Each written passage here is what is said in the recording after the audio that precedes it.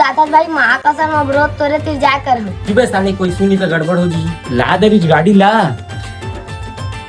अबे तुमन कैसे हो? मोर रानी ला 2 दिन होले और तुमन पूरा कबाड़ी कर दरे। कैसे गंदा कर दरे? सेठ जेमा नहीं तेमा कुदाक लेगत रही। नहीं सेठ झूठ बोला थे। 20 की स्पीड में चलाते रहो तेन। ले भाई के जल्दी जल्दी धोआ। आज जगन्नाथ रथ यात्रा निकली तेन।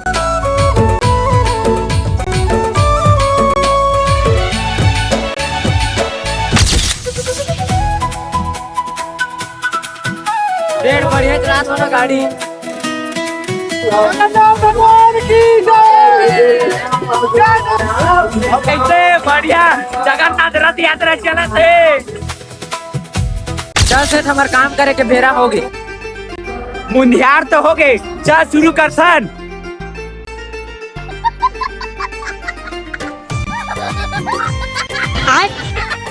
सुनो भाचा 3 घाव के प्रसाद लेवा। चल तू देखो मल्ला। चल तो मां। अरे साला इतना अलगे फ्रॉड चल रहा है। फ्रॉड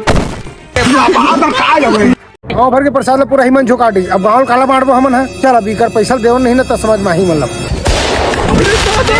कैसे पैसा नहीं दे है तुम्हारे? खबर देबो नहीं दंगा। तो ममंग मला। चल चल चल।